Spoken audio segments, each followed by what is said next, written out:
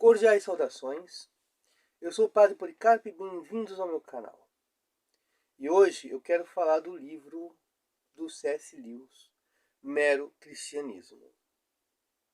Acabei de ler. E me vem um arrependimento. Por que eu não li esse livro antes? Por que eu não li? Este exemplar aqui eu tenho desde 2008. Não sei se dá para vocês enxergarem, né? Que eu coloquei até o meu nome aí, ó. Eu tenho ele desde 2008. E agora que eu findei a leitura, eu me pergunto, por que cargas d'água eu não li o livro Mero Cristianismo lá pelos idos de 2008? E me bateu esse arrependimento. Eu aprendi tanto com esse livro e neste vídeo eu quero convencer você a ler o livro Mero Cristianismo do C.S. Lewis. Tá? Então, esse livro eu demorei mais ou menos 3 semanas. Eu li em doses homeopáticas.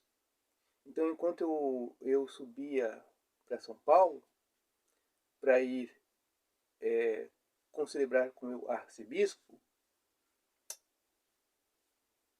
para eu ajudar o meu arcebispo em São Paulo, na Catedral Ortodoxa, enquanto eu subia, eu lia um capítulo ou outro. Lia no ônibus, lia no metrô, e na descida de São Paulo para São Vicente também lia. Então, aos poucos eu fui lendo e refletindo. E olha, eu me surpreendi positivamente. Eu não achava que já próximo aos meus 50 anos de idade, né, este ano eu completo 50 anos de idade, se Deus quiser, eu não achava que eu iria ser surpreendido positivamente por um livro que tem um título, né, Mero Cristianismo, C.S. Lewis, né, como escritor. Eu não tinha ideia que ia ser tão impactado por esse livro. Eu fui impactado mesmo, de verdade. Como se eu tivesse caído do cavalo. Tal qual São Paulo na estrada de Damasco. Pois bem. Então, esse livro aqui tem 210 páginas, tá? A escrita é muito agradável. Claro, eu estou falando de uma tradução, mas a escrita é agradável. A linguagem do C.S. Lewis é uma linguagem coloquial. Então não é uma linguagem difícil. Os capítulos são curtos, alguns são mais longos, mas mesmo assim, sabe, você não vai pegar um capítulo com 50 páginas. Então são capítulos curtos, uns são um pouco mais longos, um ou outro, mas em geral são capítulos curtos, uma linguagem coloquial, você sente que está conversando com o autor a todo momento. Tá? Bom, C.S. Lewis, ele fala um pouco da vida dele, né? Que ele foi ateu na adolescência e só foi lá se converter já na casa dos 20 e poucos anos. Mas foi um processo também lento e demorado, né? Lembrando que o C.S. Lewis foi professor de literatura, conhecia latim, grego, enfim. E aí ele participava de um programa de rádio onde semanalmente ele falava de um determinado tema, tá? De um determinado tema. E aí, tempos depois, ele resolveu pegar esses temas da rádio e fazer um livro. Claro, ele adicionou outros temas também, formando o livro Mero Cristianismo. E ele submeteu este escrito a 4 líderes religiosos. Um padre católico, um ministro anglicano, um pastor metodista e um pastor presbiteriano. Todos gostaram em geral do livro, acharam o livro positivo, muito bom. Claro, teve uma crítica ou outra ali, mas no cerne da questão, todos gostaram do livro do C.S. Lewis. Bom, E por que você deve ler esse livro? Né? Eu vou dizer por que você deve ler esse livro aqui. Eu pretendo convencer a você. Pretendo convencer que você adquira e leia o livro. Primeiro, assim, embora o C.S. Lewis tenha se tornado um cristão anglicano, o livro não é anglicano. Tá? Não é um livro católico romano, não é um livro protestante. É um livro cristão, onde ele vai primar para falar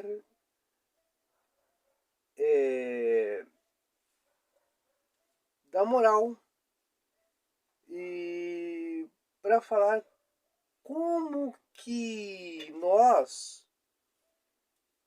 é que nós falhamos em nossas vidas. É muito interessante. Ele começa, né, falando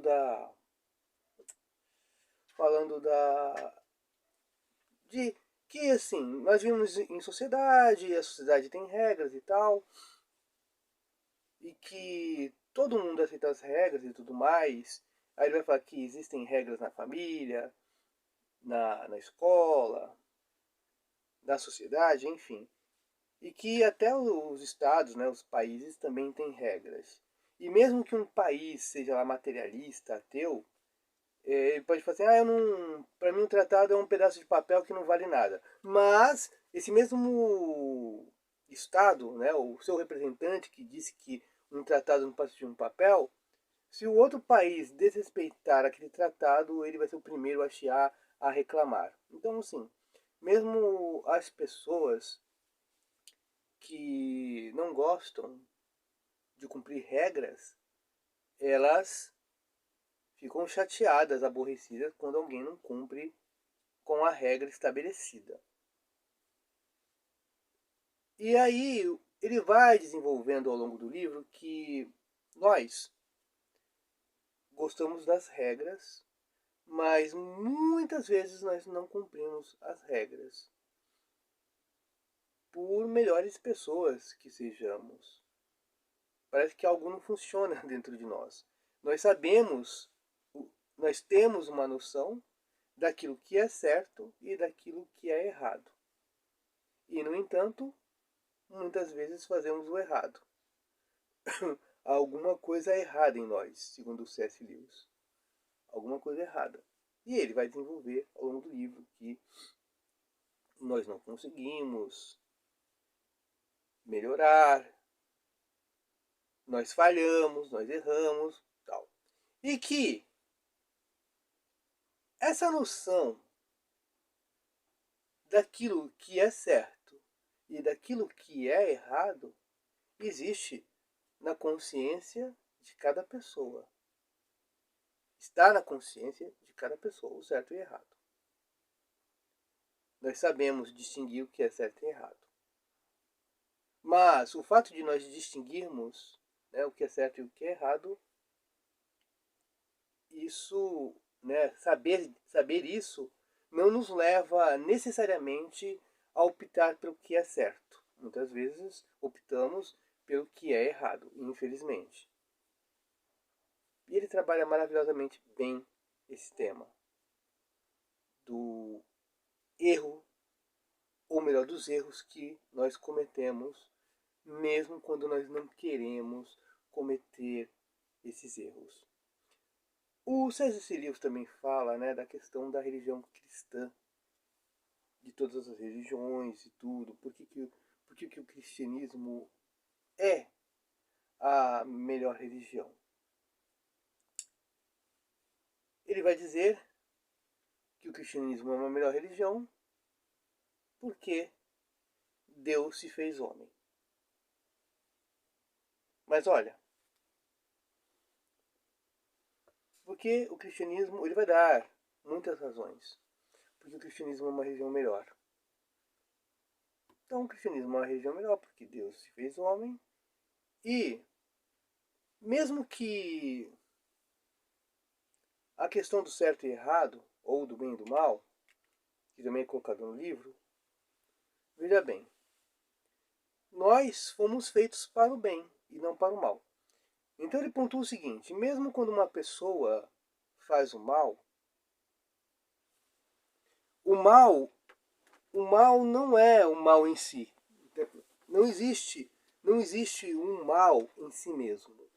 Porque aquele mal, que nós chamamos de mal, não é mal por essência, não tem uma essência má.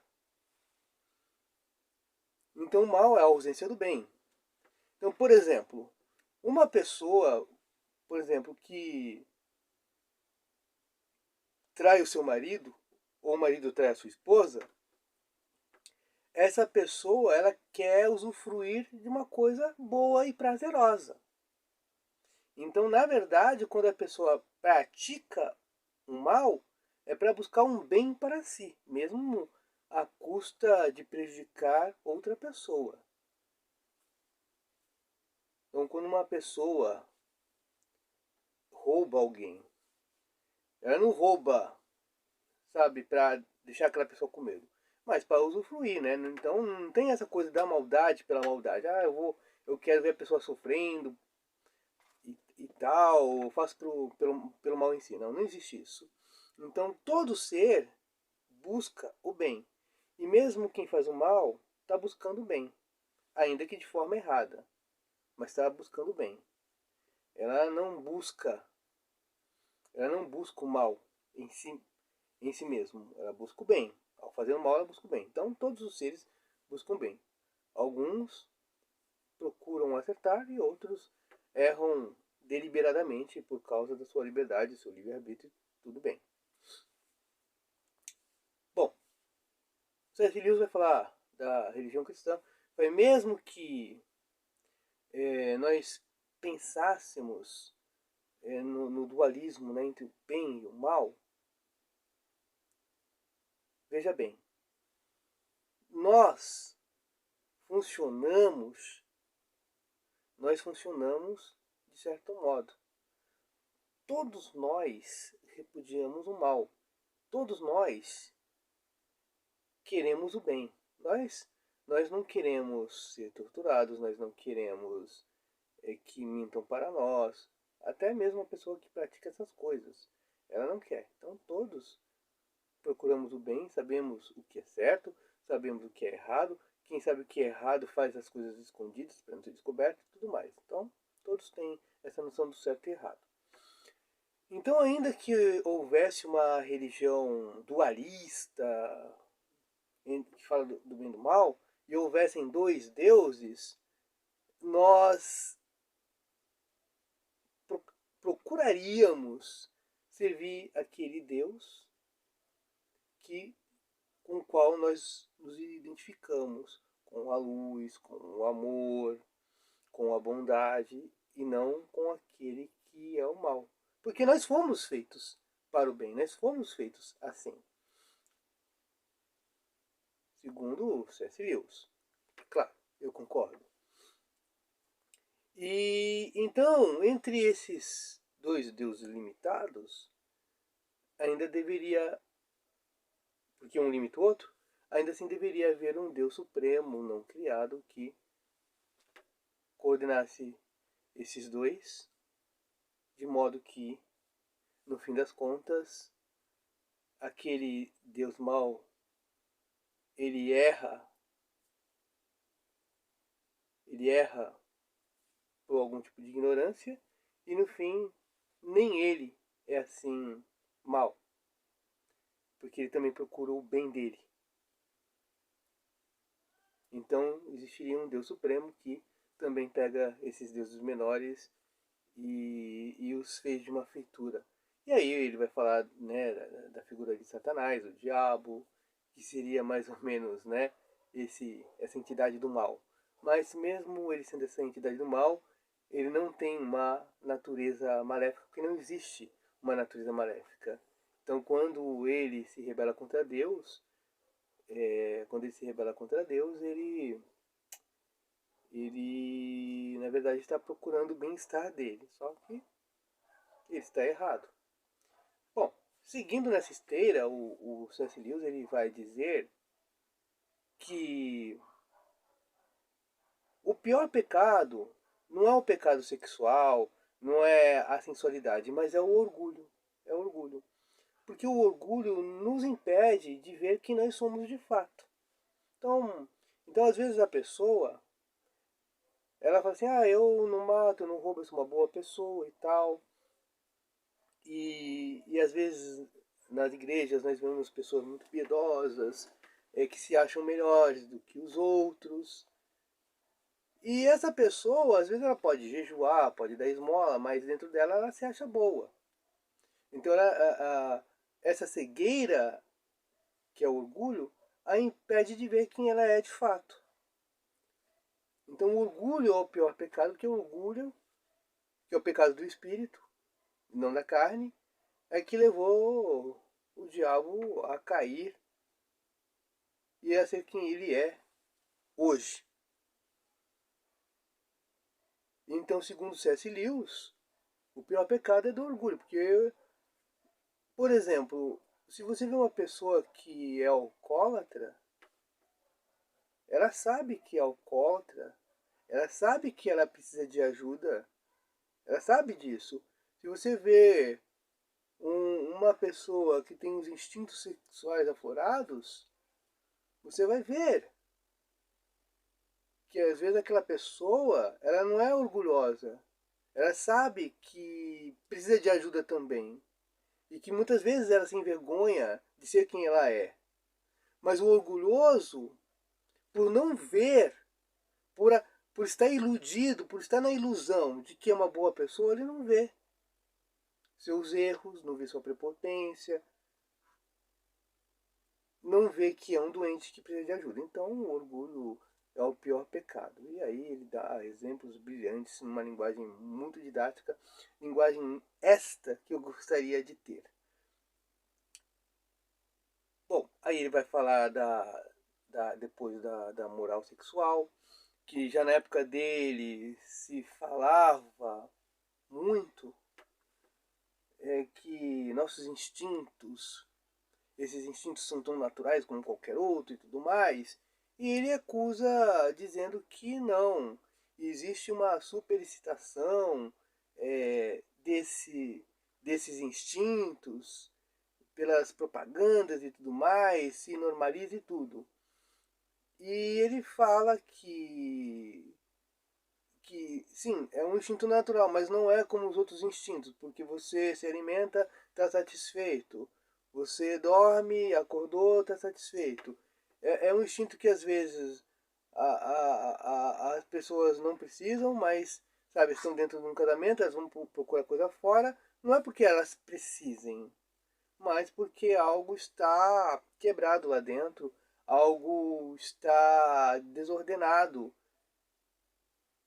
e que isso precisa ser trabalhado. E claro, essa coisa para ser trabalhada precisa da graça, precisa do auxílio divino, para que a pessoa possa se arrepender, dar de vida e tudo mais. Depois ele vai falar do matrimônio. Ele não aborda assim, por assim dizer, o divórcio de uma forma ampla, mas ele fala que existem igrejas que apoiam o divórcio, outras não, mas mesmo assim, mesmo as igrejas que apoiam o divórcio, elas não veem o divórcio como uma coisa boa, mas algo necessário para que não ocorra o pior. Então, todas as igrejas veem o divórcio como uma coisa triste, mas necessária. E porque o casamento é uma instituição santa, criada por Deus, para que as pessoas possam crescer, um homem e uma mulher possam crescer nessa união e se suportando uns aos outros. Ele fala da questão da paixão, que é importante, mas a paixão ela não dura para sempre, então as pessoas têm que aprender no momento da paixão, elas precisam aprender a amar. Amar para que o casamento seja preservado até que um dos cônjuges faleça.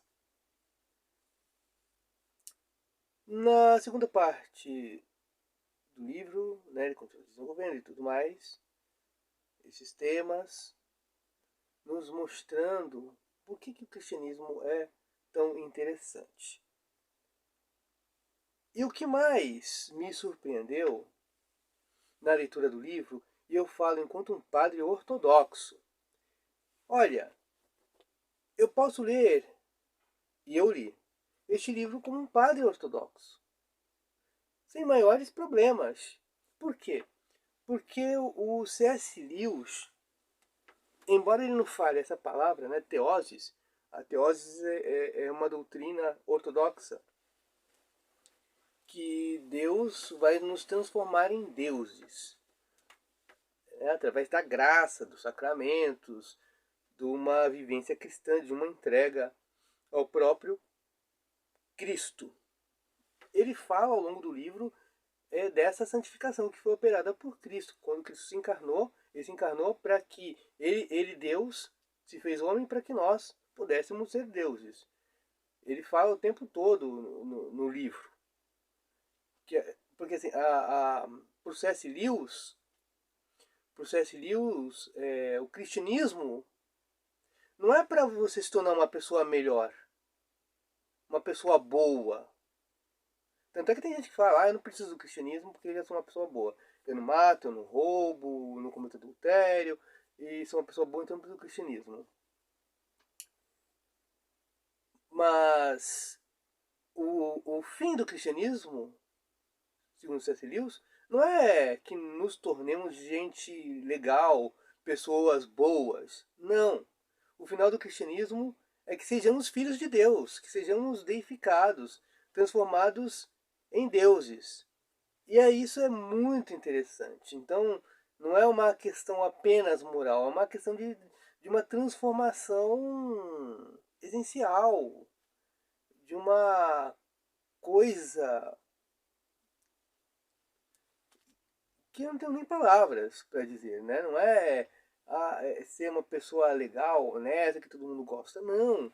O cristianismo vai além. E isso é uma pura doutrina ortodoxa. Ou seja, o cristianismo não existe para que nos tornemos melhores, mas para que nos tornemos santos, para que nos tornemos verdadeiros filhos de Deus. E claro, se nós nos tornarmos verdadeiramente como Cristo, outros Cristos, claro, nós seremos pessoas de boa moralidade, pessoas santas, pessoas que não só fazem aparentemente o bem, mas fazem o bem mesmo e até conseguirão amar os seus inimigos, rezar pelos que perseguem e tudo mais.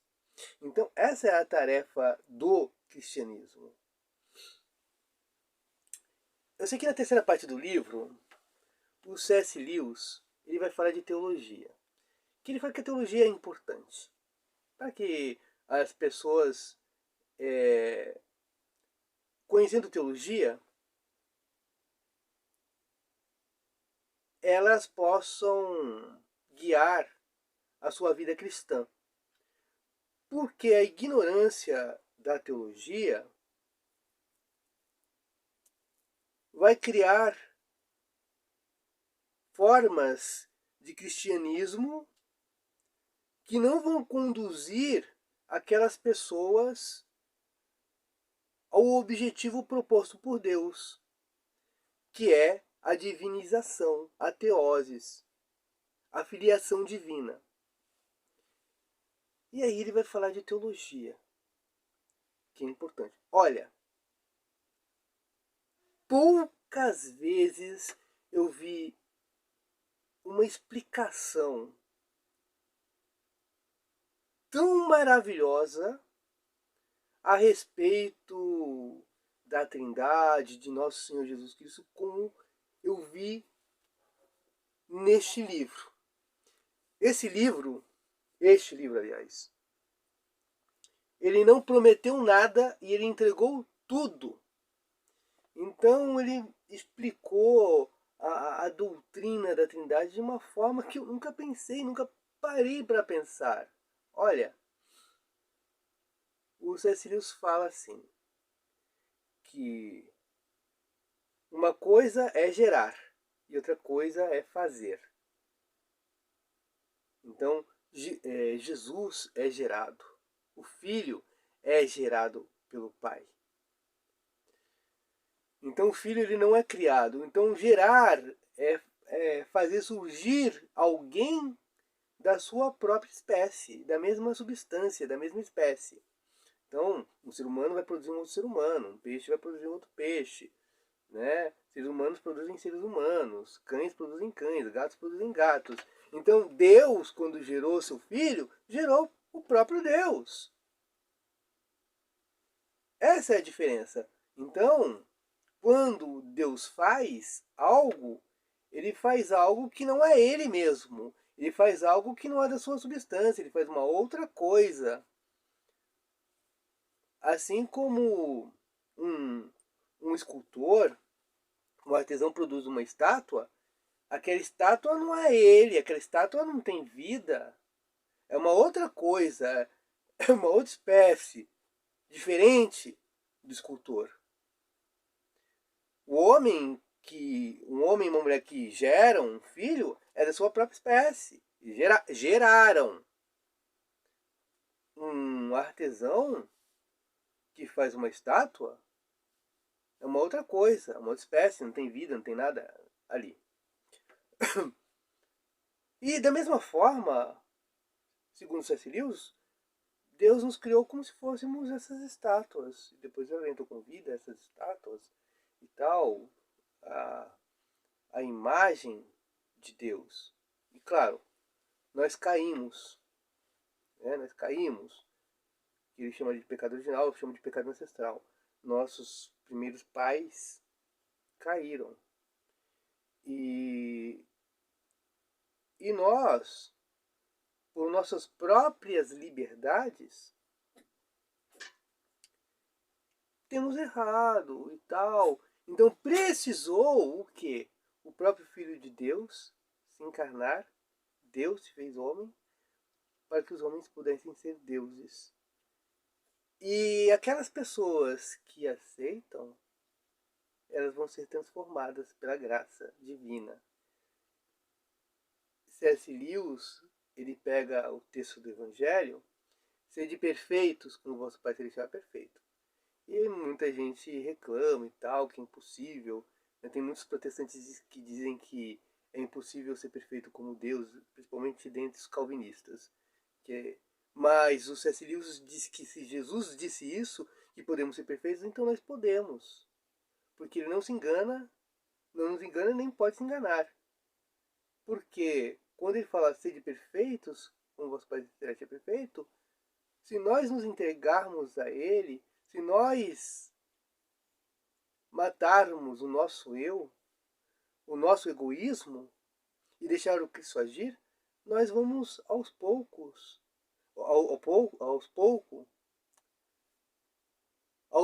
né? Nós seremos transformados num processo de cristianização. Seremos transformados. Então, quando Jesus fala sede perfeito, não é por nossas próprias forças, porque nós não temos forças para fazer. Mas basta nós termos a vontade, escolhermos e Cristo vai trabalhar em nós. O C.S. Lewis também vai falar, né, ele vai falar da questão daquelas pessoas que se acham boas, que não precisam de Cristo, que elas fazem tudo sozinhas. Então, assim, ninguém é bom 100%. Mesmo a pessoa que se acha boa, ela vai cometer erros e ela vai estar ali perdida. Ela não vai ser redimida por seus próprios esforços. Então, enquanto ela achar que ela é boa, que ela não mata ninguém, que ela não rouba e tudo mais, ela está ali perdida. Porque ela é orgulhosa e tal. Então, assim, é muito mais fácil uma pessoa que realmente se veja como miserável, é uma pessoa que tenha consciência, que tem inveja, que é uma pessoa que tem rompantes de agressividade, que é uma pessoa irada, é muito mais fácil essa pessoa reconhecer que é fraca e que ela não pode fazer nada de bom e se voltar para Jesus. E Jesus vai transformá-la. Ele, o C.S. Lewis, vai nos dar um exemplo da riqueza, né? Que Jesus disse que nenhum rico entra no céu, né? Mais fácil um camelo passar por um fundo de uma agulha do que um rico entrar no reino dos céus. Vai pegar o exemplo também das bem-aventuranças, né? Dos pobres de espírito e tudo mais. E ele faz uma releitura muito interessante, porque aquela pessoa que ela acha que não precisa de Deus, que ela é boa, então ela é rica, porque ela goza de boa saúde, ela é inteligente, ela é agradável, todo mundo gosta dela, tem um bom emprego.